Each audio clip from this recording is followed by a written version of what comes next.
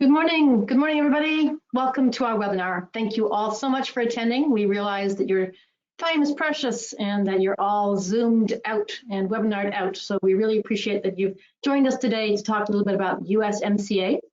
I always feel like I should be doing some song when I say that, USMCA, which of course in Canada is known as CAMUS and Mexico is known as MUSCA. But today we're going to be talking very much from the US perspective, so USMCA, and how you can use websites and online marketing and your online tools to help you grow in those markets and grow and develop in that new sort of expanded environment that we've all looking at since NAFTA was replaced with the USMCA. Just while the last of you are logging on, let's start, I guess, by some introductions. So quick introductions on who's presenting today and who we are. So my name is Susanna Hardy. I'm Chief Content Officer at IBT Online. I'm really delighted to be here today with you all. And I'm joined by three of my terrific colleagues. I'm joined by, in order here, Andrew Lawler, who's based in Michigan and is Business Development Manager, and has a great track record of helping companies, especially knows a lot about Canada and helping companies into Canada and Mexico, as well as other markets. Also joined by Adrian Viller, who's our Online Business Development Director, and he's actually based in Florida. And Adrian, as well, is sort of a digital native and a lot of experience in terms of the online world and of helping companies there. And also joined by Mercedes Cortio, who's Online Marketing Manager at IBT Online. She's also based in Miami, and she'll be talking particularly about the marketing and the online marketing side of it all. So we're here for you today, and ask us questions on websites, on online marketing, anything on USMCA. We're here for you and hope to make this productive, constructive, and enjoyable webinar. Quick mention also about who we are as a company. IBT Online, that stands for, I think it stands for International Business and Technologies Online. And we're a US company. We're very proud to have won the President's E Award last year, which was really great. And we are 100% dedicated and focused on giving online tools and services to our clients internationally. So looking at global websites, going global with your websites and your online marketing. And we're very proud also that we have been, we are run Go Global programs or online global programs in various US states. And we can talk about that a little bit later as well. Today's agenda, just quickly, we're going to start off with talking a little bit about what is USMCA. What is it and how, in fact, can it actually help my exports? Then we're going to do sort of a big picture side of what is the online environment for companies in Canada and Mexico, and what are the particularities of those two markets. Then we're going to drill down into websites that really function very well in Canada and Mexico, what makes them great websites in those markets, and then equally online marketing. What do you need to have good online marketing in Canada and Mexico? What makes for good engaging marketing with your prospects and your companies in Canada and Mexico. And then finally wrapping up just with some summaries, next steps, and some Q&A. So we do encourage you to drop some questions into the chat box. We have some time for them afterwards, and always happy to answer any questions you might have. And thank you. I see there's two already. That's great. You can come in. We also have some polls during the webinar. So please, take your mouse and click on responses for the polls. This helps us guide and understand better about what results you want to see. And at the very, very end, we have like a 30-second survey. So when I close the webinar, you'll get on your screen a 30-second survey, which we would also appreciate you to fill out. So with that, let's then turn to USMCA. And I'm going to see if my colleague, well, I'll tell you what, why don't I take this one? I'm going to take this one. Let's talk about what is USMCA, what is it, and how can it help my exports? So let's start just on some very big picture side. The very big picture side, obviously, North America is a big place. It is, but it's worth remembering just how big it is. 580 million people. if we look at all three of those countries together. With a combined GDP of over $22 trillion, the bulk of that obviously being taken up very much by the US, which accounts for about nearly about 20 trillion of that, and then Canada, and then in third place, Mexico. I thought it was really interesting as well. There's something like 165 different languages spoken. Now, some of those include, native Indian dialects and all kinds of things, and Mexican dialects, but there's a lot of languages. But by far, there are three dominant, and obviously English is the #1 dominant language. 317 million people speak English as a first language. Spanish, 121 million people speak Spanish as a first language across USMCA. And French, 17 million speak French as a first language across those three countries. Those three languages together, I mean, those are the top three. If you go on to #4, it drops right down. #4 is in fact Chinese with under 3 million, something like 2.5 million people. So really dominated by those three languages. Here's a couple of also some fun facts, as it were, some other things to think about as well, which define this area of Mexico, US, and Canada. Highest average income per person of any continent, highest average food intake. We said 517 million people, but that's less than 10% of the world's population. 4 times the average consumption of energy. And then I thought it was kind of neat, some of the Earth's most fertile soil, that's particularly in the Midwest in the US, and some of the oldest rocks on the planet. I thought it was a fun stat too. Right, let's look in some of the big trading patterns you see, and we're not going to, we're going to get onto the online side. I thought it was interesting though to see how important the side is on trading on goods and services. For US exports and US imports, Canada and Mexico are the #1 and 2 markets for each of exports and imports in goods. Sorry, China is with imports, but for exports it's #1. For trade and services, there we have China edging up as well in terms of US exports, but again Canada and Mexico making amongst the top 3 in each case. So again, the Canada and the Mexico being the #1, 2, or sometimes 3rd place for US exports in both trades of goods and services.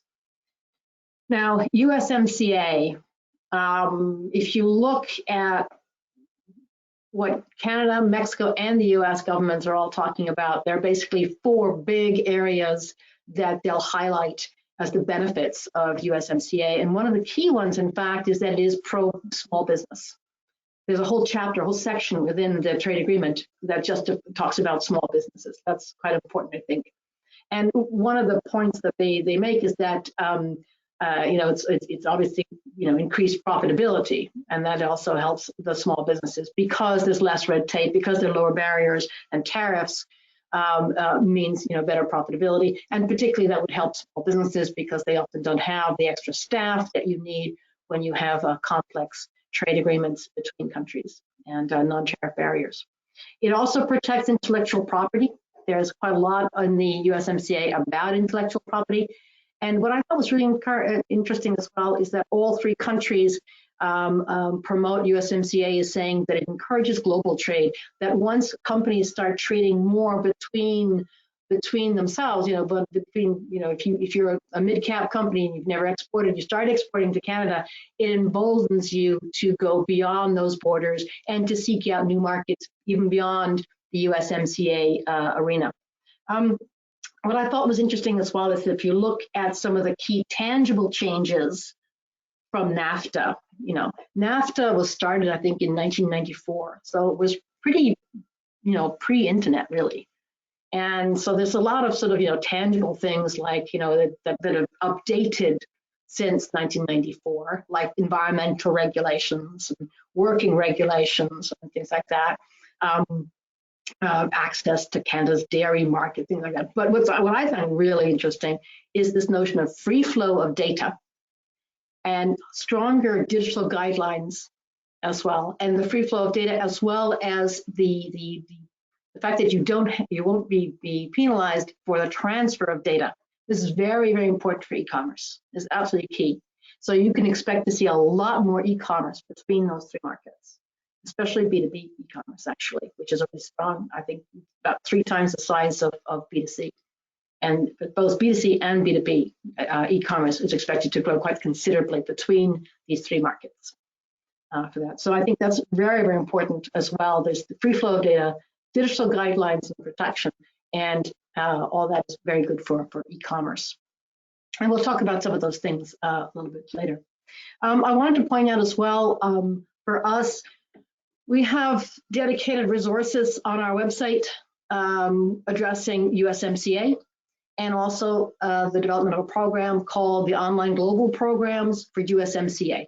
And you can find details of that on our website for, dedicated only for USMCA Online Global. So that's websites, online marketing between the 3 countries and how we do it. And I think, this, if you are in certain states, we have agreements with certain states, and the ones on your screen now that are in yellow, highlighted in yellow, those are states where we have some sort of agreement to reach some sort of agreement to build out the online global programs.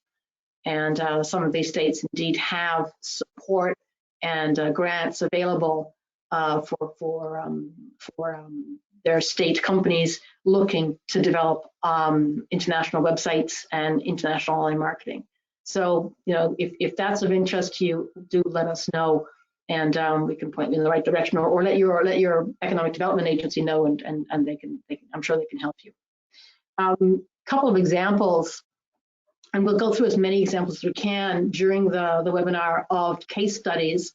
This is the case study of actually a Michigan company, Armor VCI, and they were concerned already in 2019 about really cementing their market share and their brand awareness in Mexico and Canada, and so built out these websites in Mexico with a dedicated website in Canada and for Mexico. It was really to it was really to increase sales. I mean, that's what websites do. That's what online marketing does. It's your top line. They use them to find new distributors in those markets, to boost brand recognition in those markets with online marketing as well, and just the websites that are functioning very strongly, and then to help their in-market distributors. And this is a common theme we'll see throughout the webinar as a motivator for these websites. If you have an interest in that as a case study, we invite you to check out the video on our website. It's David Yancho talking about the Online Global Program, just saying, it's a no-brainer, it's instant return on investment, particularly for this time and in sort of when we're coming out of the pandemic, should we say, for that. With that, I think before I turn over to my colleague, Adrian, I think I'd like to just have Andrew, sorry, I think I'll just have a quick poll. Is anybody interested in learning more about the USMCA and the online global programs that we have?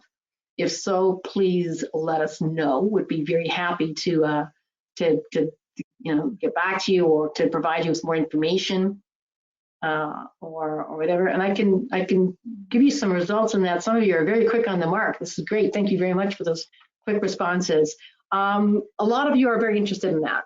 And we really thank you very much for that. We will swing back to you and get you more detail or email you, or there's lots on our website as well that we can provide and download for free on that.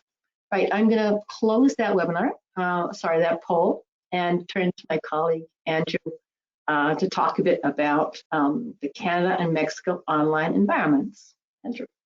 Yeah, that sounds great. Thanks so much, Susanna, and thank you for that introduction. But yeah, just before we dive into some more details for Canada and Mexico and the USMCA, just wanted to more set the table on the online environments for businesses going into Canada and going to Mexico.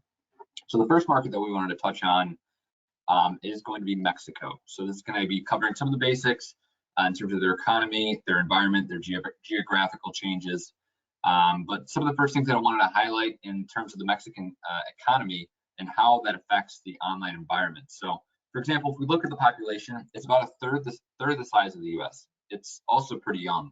So within the age range of 1 to 18, about 30% of the population lives within that. And again, for the online, this bodes pretty well for the workforce for millennials and Gen Z, and you just kind of get a glimpse of how plugged in they are. They're even more so than they were their parents. It's also worth noting that how concentrated the urban environment is. We have an infographic that you can download.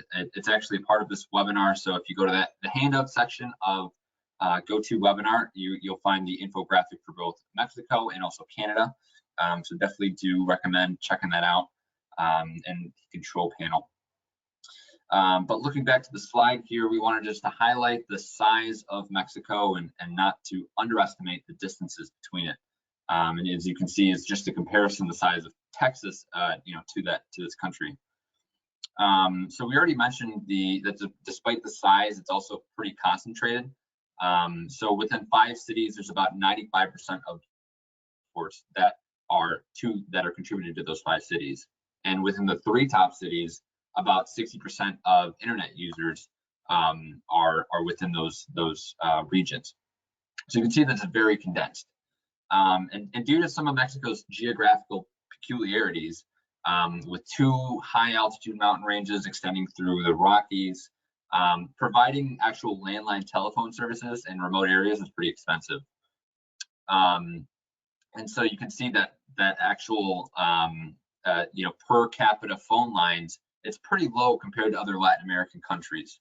So that means it's a very mobile first market with specific characteristics that we can find in other like-minded markets, like high social media adoption, easy and early adopters of new apps and technology, and there's a lot more that goes to a mobile friendly and mobile first market. So now as Dana's sharing, just to touch more on the Mexican online environment, and we have this infographic available for you. Again, just to kind of emphasize that it is available as a handout. It's also available on our website. So covers, more on a very general online environment, as well as some of the e-commerce options that are available to Mexican consumers.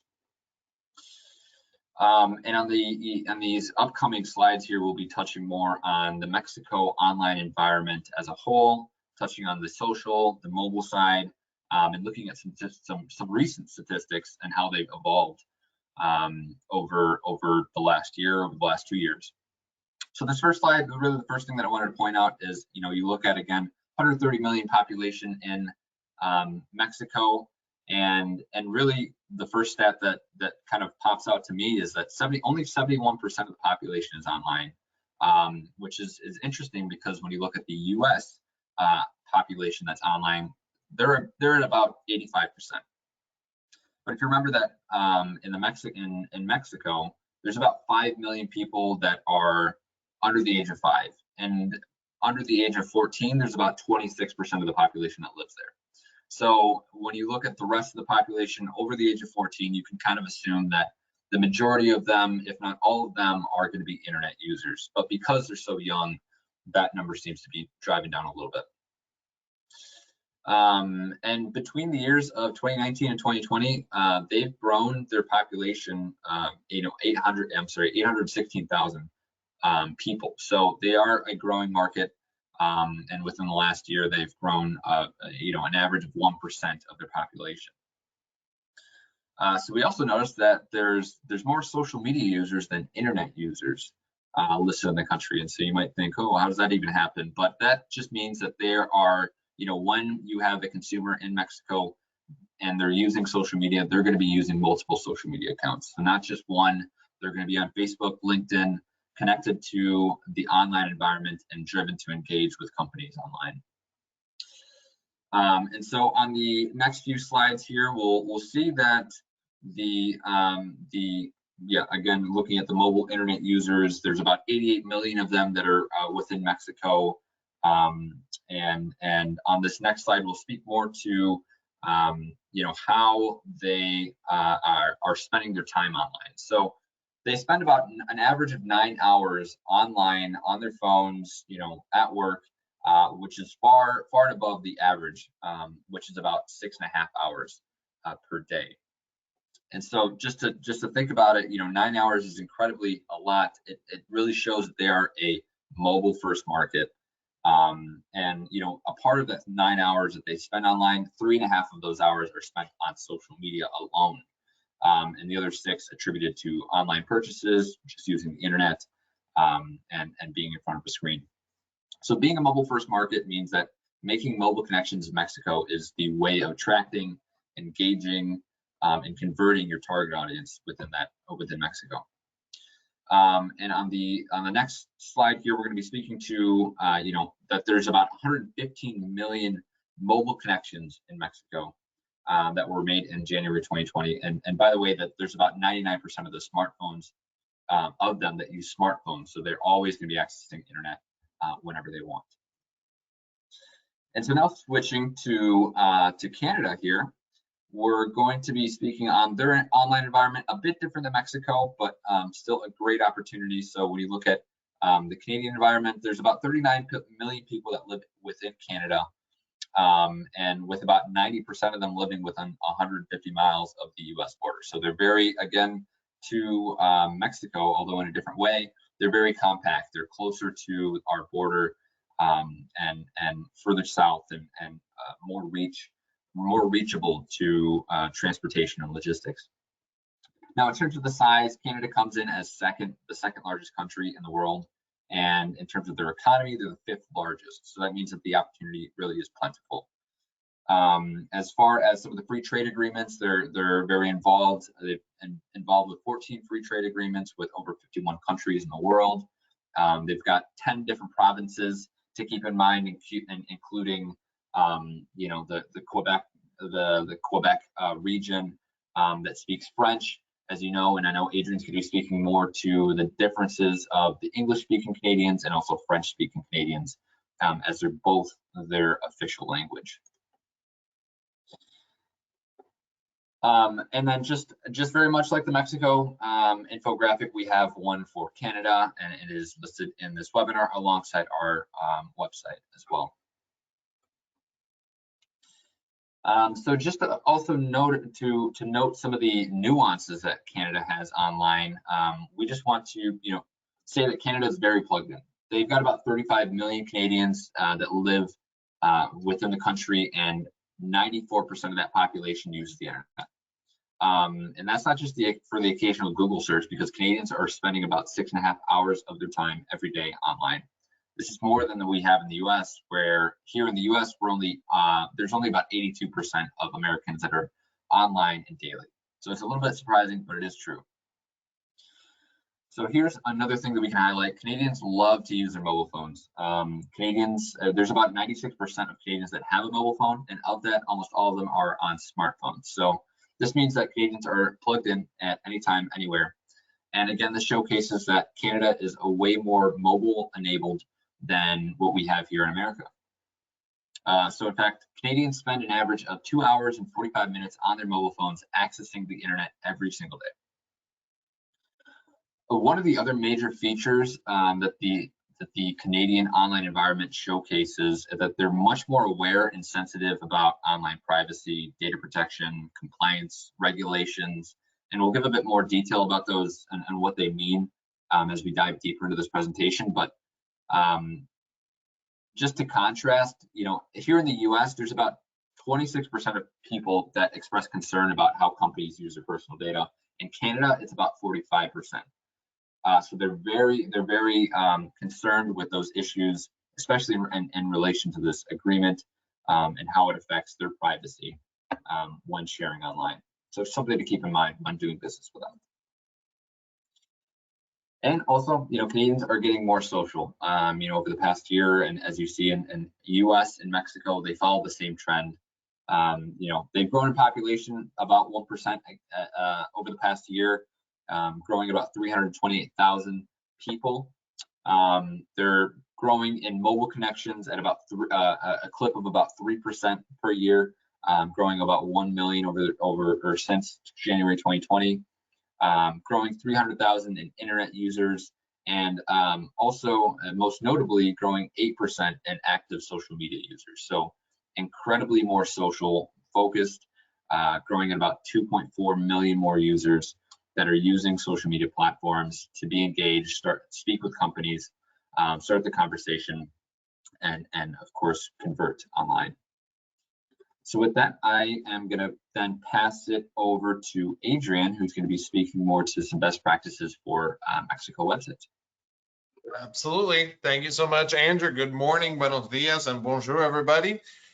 We're going to talk a little bit about some best practices in building Canadian and Mexican websites. And often the first question that we get from companies that are looking to go online in these two markets is, why can't I just use my us.com website? I have a great website. How come it doesn't work? And the answer to that question is that search engines are localized and the online world is searcher centric.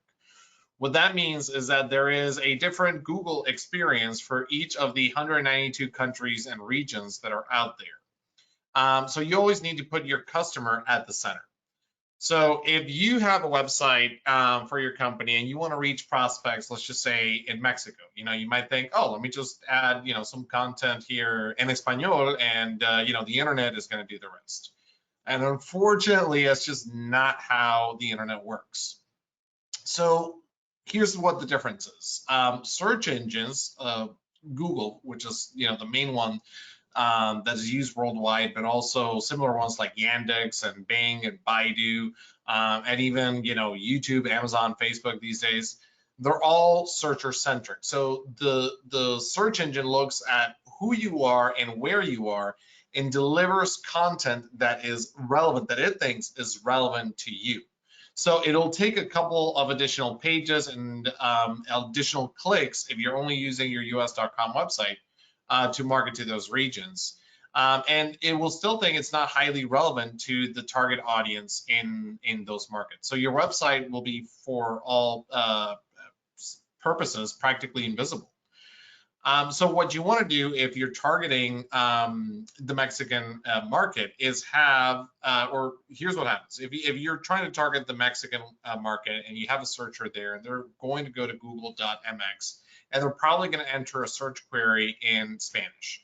They're going to want to see measurements in metric and results in Spanish, in pesos, and it's just not going to show up. Your website is just not going to show up unless you've localized it, unless you've done the job of making it relevant to that market. Here's an example. So Susanna has a wonderful dog that really likes to bark during webinars, and she's being very good today and not barking.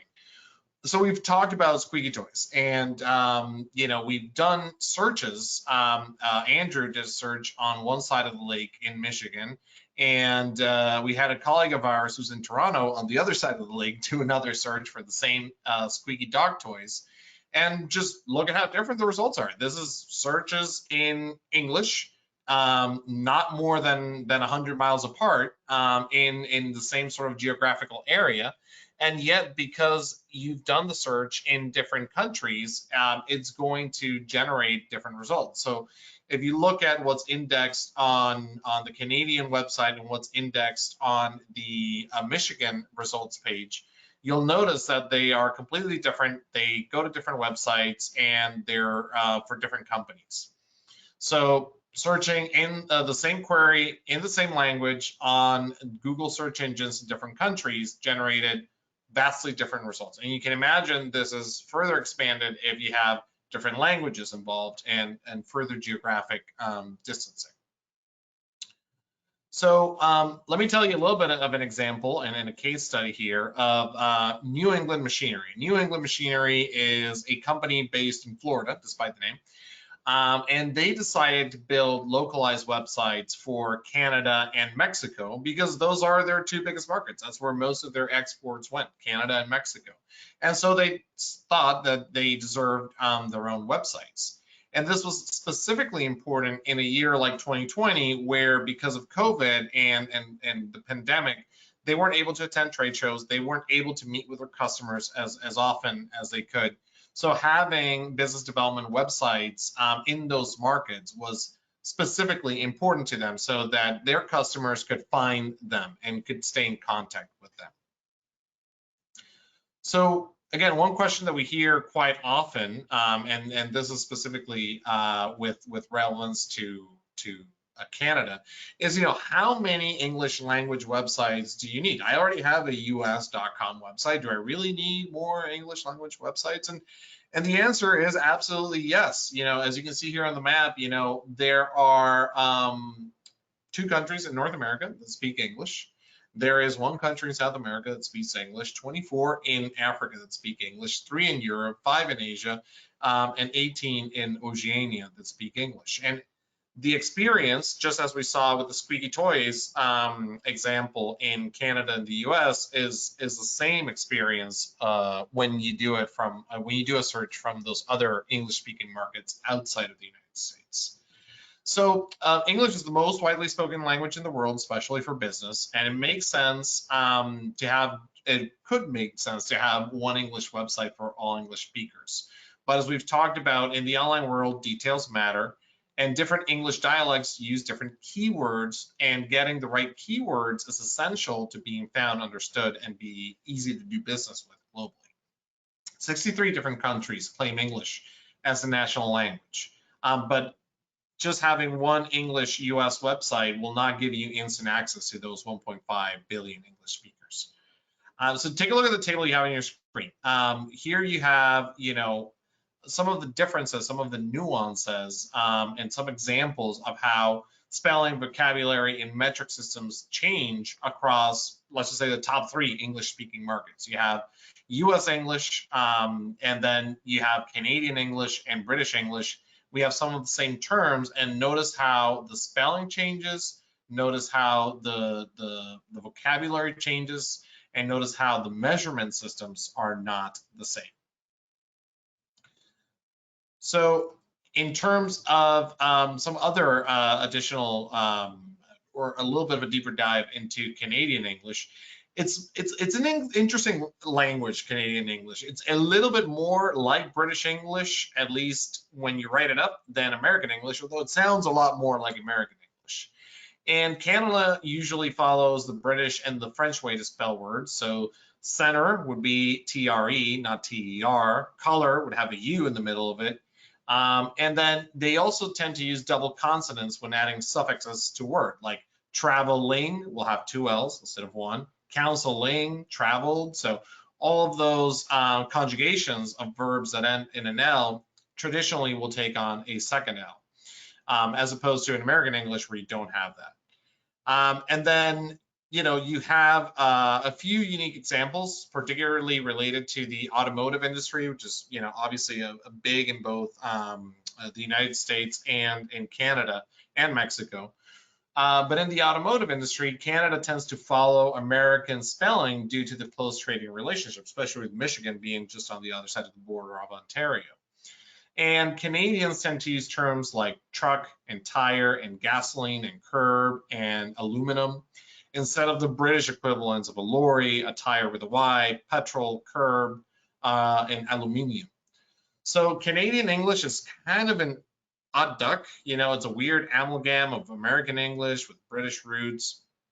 But, it is what it is. And in order to market to the Canadian market in English, you want to make sense of those nuances and differences. So keep in mind, for example, that in color, you're going to find a U in the middle of it. The metric and imperial divide, the use of Z versus Z, so on and so forth. Now, in terms of French, and this is really important, you might just wonder, okay, so I just need an English website for Canada, right? A Canadian English website. And don't forget about the French. So 58% of the population in Canada claims English as their mother tongue, and 20% claim French as their mother tongue. And Quebecois French is quite different to the French spoken in France. So if you have a French website for France, that's not going to quite work for the Quebecois audience.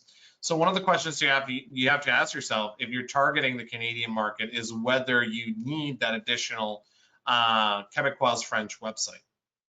Now, 20% of the Canadian population speak French as their first language. And within that 20%, 95% of the people in Quebec, the Quebecois, speak French, and 80 state that French is their mother tongue, is their first language. And that is to say, just to give you a few facts here in terms of the importance of the province of Quebec, their annual GDP in 2020 was about 377 billion Canadian dollars. That's about 301 billion USD, and 8.5 million people live in the province of Quebec. So it is an important part of the Canadian market, and one that you shouldn't ignore. French in Canada is different from French in France, as we've mentioned. So just something to keep in mind there. There are some differences and nuances in the grammar that they use, the structure of sentences, and the vocabulary that is used is quite different. Now, in terms of examples of how keyword localization works in Canada versus the United States, let's talk about sneakers and runners. So our friends to the north like to refer to running shoes as runners, whereas for the most part here in the US, we refer to them as sneakers. So take a look at just how picking the right keyword can make a significant difference in how many people can find you online. So in the United States, for example, on your left, you have a chart that shows you the searches of sneakers versus runners, and you can see that only about 4% of searches for shoes, running shoes, were done with the keyword runners. Probably some Canadians that were here in Florida on vacation. But then on the other side, you have the exact opposite example. You have people in Canada looking for sneakers only 31% of the time, and looking for runners 70% of the time. So there is a difference, and those different keywords in the same language using the same search engine are going to necessitate different Google ad campaigns, because it is all keyword driven, and your search engine marketing is going to need to be reflective of those nuances. Now let's talk a little bit about compliance. Canada does have different privacy and compliance laws, and it's an evolving environment. There has been some changes in privacy legislation in Canada. The Federal Privacy Commission has called for amendments to modernize what we know as the Personal Information Protection and Electronic Documents Act. And that is really just anti-spam legislation. And they're in lieu of a couple of different things and breaches of personal information that have occurred as a result, for example, of the Equifax data privacy breach. There has been a request to reinterpret the law to control whether a company can send private information outside of the Canadian border. So there is a lot of changes in there, and it's an area that it's probably going to look a lot more like the European GDPR in the future. And just to note that CASL, which is the name of this legislation as well, it applies to everybody. It applies to individuals, it applies to incorporated and unincorporated businesses, NGOs, anybody who sends electronic messages for commercial purposes is subject in Canada to CASL. So something very important to keep in mind, that increasingly privacy legislation there is starting to look a lot like Europe's. Now, in terms of the results, or what does a localized Canadian website work? Well, yes, it does. So what you have here is an example of a Canadian website that we built that is targeting prospects in Canada. So it's hosted on a .ca CCTLD. It's hosted within the country of Canada, and it has been optimized on search engines for the local market. And here what you have is the results for 1 month, basically, of traffic to this business-to-business website. And it shows that the majority of that traffic, 95% of it, in fact, is coming from their target market, so Canada, which is great. It shows you that it definitely works in attracting Canadian clients to your Canadian website. So the reason why this works is because that Google thinks that this website is relevant to the Canadian market, and that it is not relevant or barely relevant for other English-speaking countries outside of Canada, maybe like the US or the United Kingdom. And to the right-hand side, you can just see how you can target different specific areas. Here we have the provinces in Canada and where the traffic is coming from, and you can narrow that down to cities and neighborhoods as well. So that's an example of how Canadian website localization can be quite effective. Now let's talk a little bit about Mexican websites. So Mexican websites, very much not unlike the conversation that we just had about Canada, need to have a couple of things. First, they need to have a Mexican country level URL. So you want a .mx attached to your URL, and you want to host that website in Mexico, and you want to make sure that the content on the website is in Mexican Spanish. And you know, we can definitely talk about how Mexican Spanish is different from Latin American Spanish, from Argentinian Spanish, from Iberian Spanish. It is very different. One example that I always mention is just cars, right? In Mexican Spanish, a car is un coche. In the rest of Latin America, it might be referred to as carro or auto. So it is very important if you're marketing cars or you're marketing to the automotive market in Mexico that you refer to them as coches, because that is the specific vocabulary that they use to refer to these things. And there are thousands of examples of how that works. Just to summarize, you know, what is important in order to guide buyers successfully in Mexico is, you know, to make your website successful in that market, it is to have a great local user experience.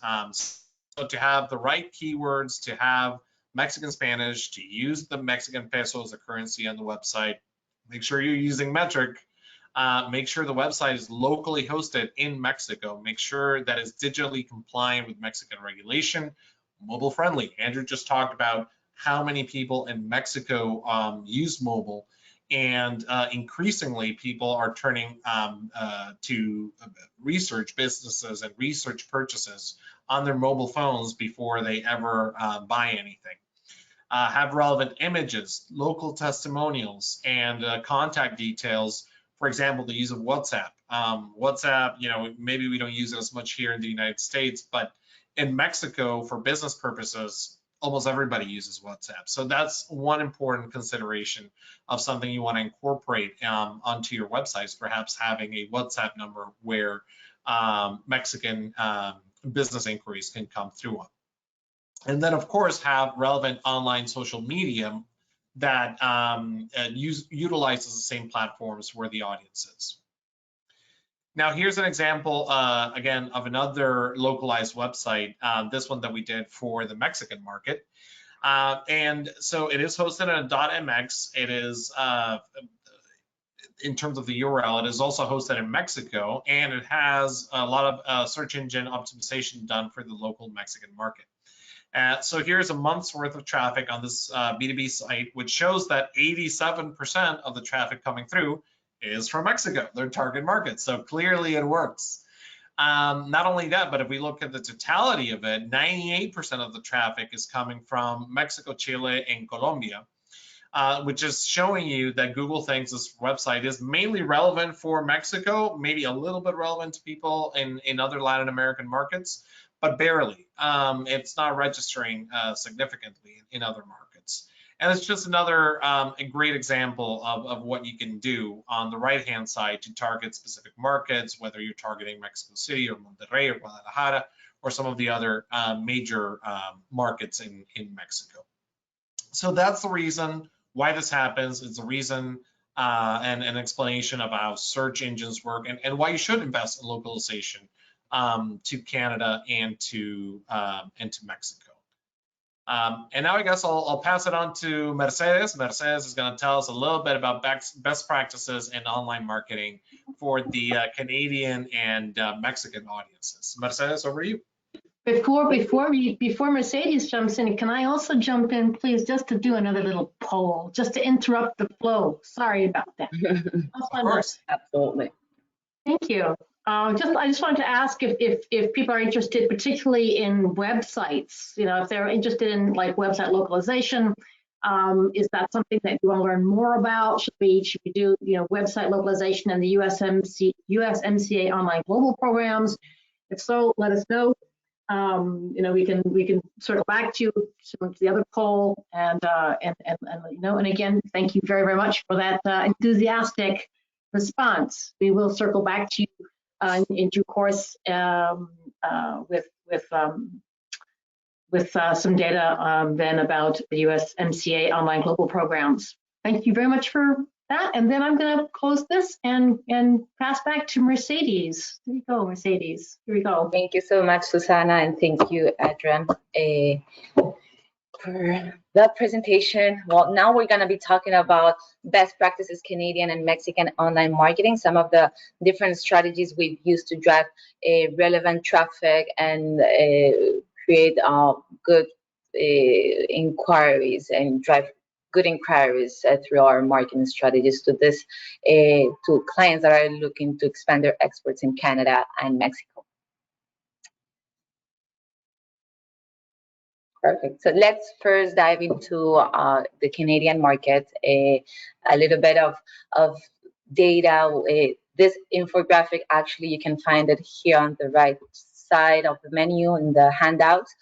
So you can get a closer look at it, but let's look at it together and see some of those numbers. So we can see a really high social media penetration in Canada with 68% active social media users, out of which 84% access Facebook via mobile, which is a really good amount of, a high amount of people accessing via mobile. And they spend an average time of 1.8 hours a day, which is also a good amount of time to spend on social media.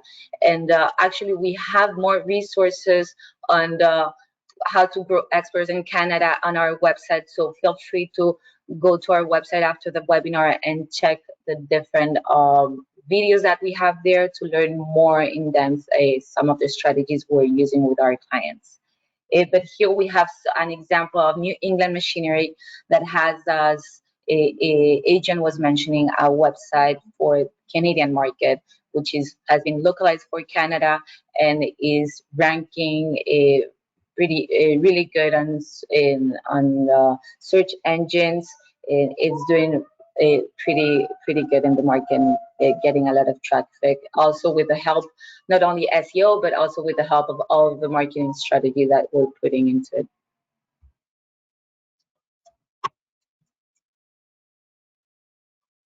Oh, 1 second, it's not moving for me. Yep, and that is how Canadians are communicating. Specifically, it's communication through social media. Again, COVID-19 has exponentially grown this market, and to no surprise, it has been a major impact on people working remote. We now see that remote work is affecting the way that people and businesses are communicating with each other, their employees, and with their prospects.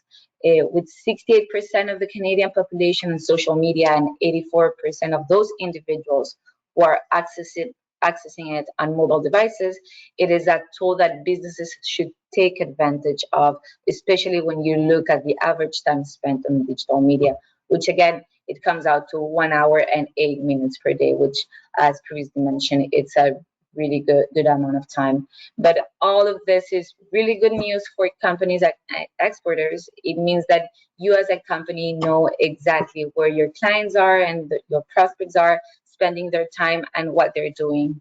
They're all online and they're all on social media, and they are using this communication for work purposes as well, with 31% of Canadian internet users saying that they use it to grow their professional relationships and promote their businesses.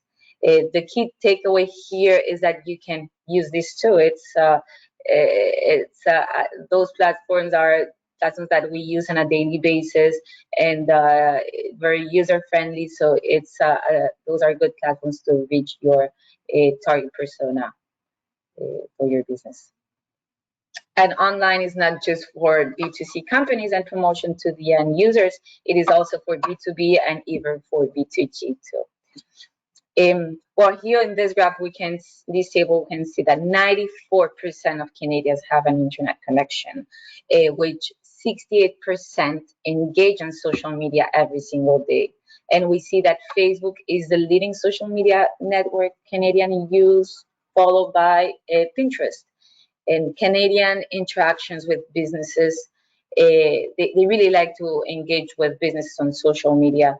A significant 86% of Canadians interact with businesses on the platform to one degree or another.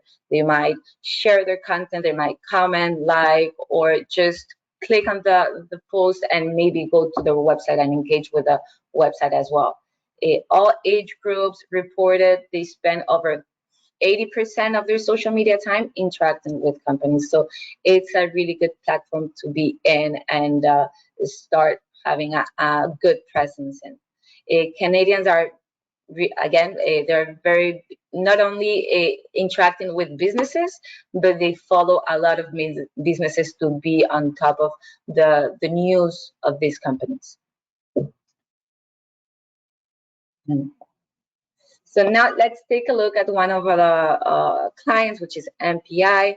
They are doing business, they are looking to increase their exports both in Canada and as well as in Mexico. But now let's take a look at the Canada. We created a French-Canadian website for them because the Quebec was a really important region for them. That's why we created this French one instead of just doing the English Canadian website.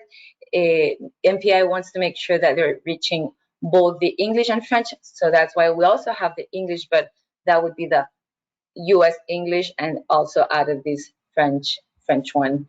So they have the two websites. So through social media, and what we've done with them is through social media advertising with Facebook, LinkedIn, as well as Google Ads, we're reaching users that might be interested in MPI's products and therefore driving qualified leads to their teams through different types of campaigns, lead generation campaigns, promoting content that might be relevant for these users.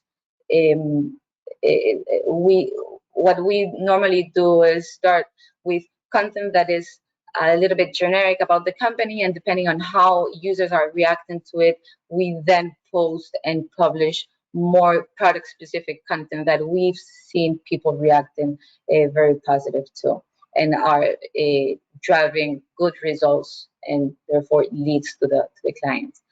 So same thing happened with MPI and the Canadian market. Before doing any type of advertising, they relied on cold calling from their Canadian representatives. And right now, the leads arrive through their marketing campaigns, which is helping them increase efficiency and also the amount of this they receive and that they are able to close. It's much higher than what they were able to close before starting the marketing advertising. Perfect. So we have added this infographic as well. You can find it here in the handouts, and it gives you a great summary of the Mexico online environment. We also have a ton of resources on our website about doing business online in Mexico and especially online marketing. So again, feel free to go check it out after the webinar. I'm sure it will help a lot of you to start thinking about what you want to do next for this for this market. Sorry. But just to give you a quick idea, the Mexican market has 64% of their total population active on social media, which is a really a big market for Mexico, knowing that Mexico, as Adrian mentioned before, is a growing market and it keeps increasing. So an important factor here is that 94% access social media through mobile phones. That's it. That is huge, which and indicates that our marketing strategy needs to be mainly focused on mobile and the mobile experience with the users. Also, Facebook is the most active social media platform used, which means that it should be on the top of the list when thinking about a marketing strategy for for Mexico. Here's one client that is based here in Miami that, well, I didn't say that before, but I'm here based in Miami that it's also doing a business in Mexico. So this infographic, again, you can find it in one of the handouts, and it gives good numbers and good insights on the online environment in Mexico. But the Mexican market has 64% of their total population active on social media, and in 94% access through their mobiles, as previously mentioned, which okay, sorry, yeah. I lost it. Okay, yep. There were 99 million social users in Mexico as of January 2021. The number of social media users in Mexico increased by about 10 million the last year, up to 12% year on year. Partly this was a COVID effect, but COVID really just accelerated the trend. If I explain this from another perspective, out of the people who have access to internet services, 77% reported to use social media platforms, and 50% of internet users use social media for work purposes. Mexican users are highly active on social media, as they spend an average of 3.2 hours a day on the platform. That is very high amount of time if we compare that to Canada, which hasn't had an average of 1.8. So again, social media use, including social media platforms as a marketing strategy, is very, very important and should be at the top of the list when thinking about doing marketing for Mexico. Perfect. The bar chart here shows how Mexico, as the world leader in time spent using social media, Mexico ranks 7th, which is at 3 hours and 27 minutes. This compares to a global average that is full 1 hour less at 2 hours and 24 minutes. The USA, by the way, is just barely over 2 hours. So social media is in fact really important throughout Latin America and Brazil. And we can see that in the top 8 countries in the world ranked by usage, 4 are Central and South America, which would be Colombia, Brazil, Mexico, and Argentina. And again, I know I've repeated this a couple of times, but this is how important it is to have a good presence in Latin America, in Spanish, or if you're thinking of growing your exports to any region in any country of the Latin American region. And here we're looking at one of our other clients, Advanced Abrasive, which is looking to expand their exports in Mexico. And for that, we're using different platforms such as Facebook, LinkedIn, and other Google platforms such as Google Ads, both search and display. Through these platforms, we're able to reach the perfect target persona, that people that are interested in this specific industry, that are looking to buy specific items or are looking for specific keywords online. So while these 3 platforms allows the brand to have a good brand exposure, it also allows potential leads to get to know the brand and get in touch with the brand through the different campaigns that we're doing with these 3 different platforms. We also see how specifically LinkedIn and Facebook allow users to engage.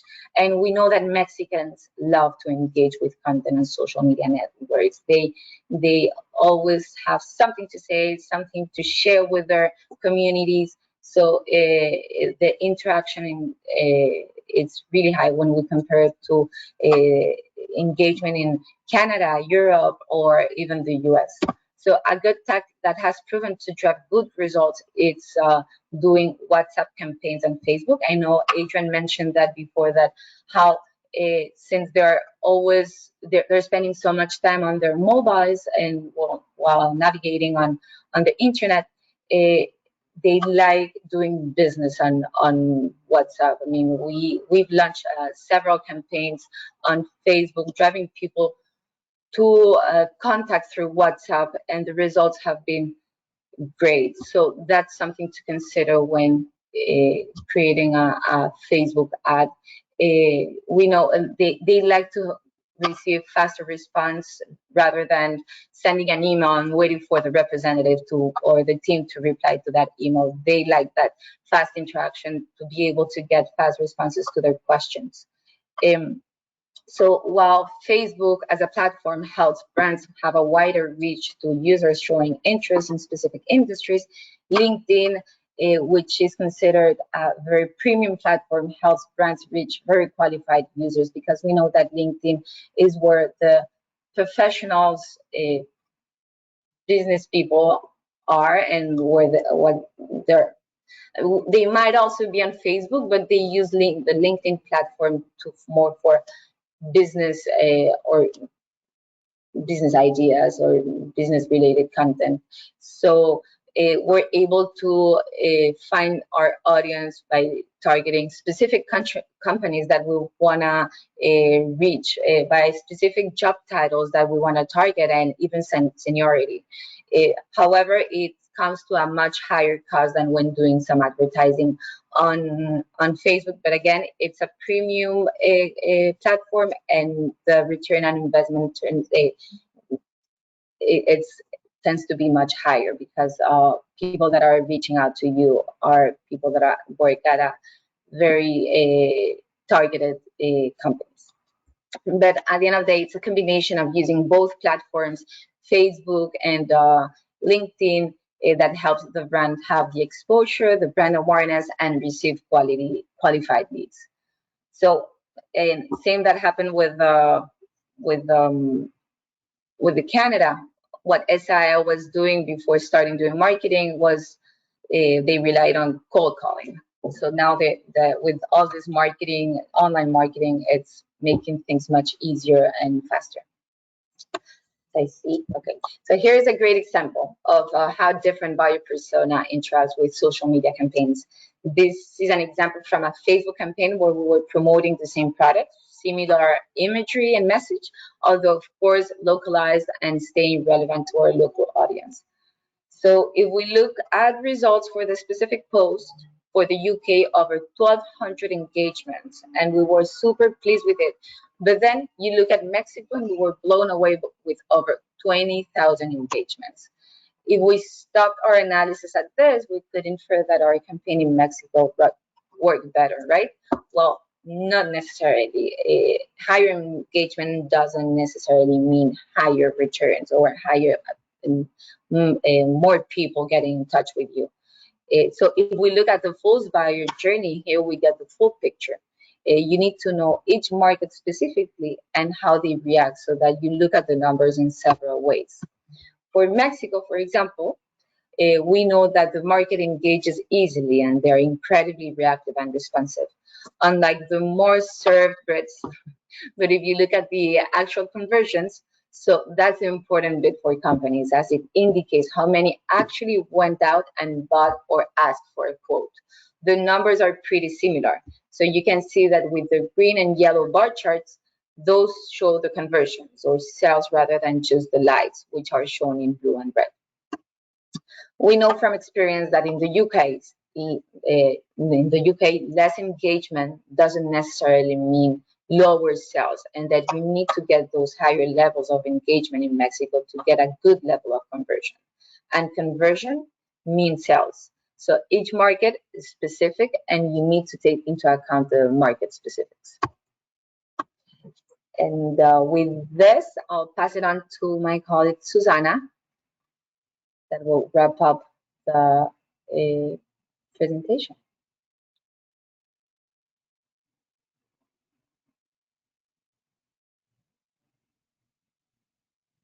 Susanna, I believe you're on mute. I apologize. That's like, quote of the 20th of the 2021s. You're on mute. I want to do another quick poll, please, just before we wrap up. And I realize that we are running on time. I'm a little bit behind schedule. We'll wrap it up very quickly now, just in terms of conclusions and next steps. But again, thank you very much for responding to that poll. Apologies for being on mute. So let's close that poll and move to our conclusion. And there's a lot of questions that have come in. We have overstepped our time a bit, so some of the questions will reply directly to you via email. So I wanted just to sort of wrap this up with, not just hearing from us why this is important, company after company saying, this is websites are probably the most important tool we have in terms of our sales tools right now, especially if we have in-market reps and market distributors for USMCA. So this is just some direct quotes from some of our clients. For example, we talked earlier about ASI. They are very much a B2B company. They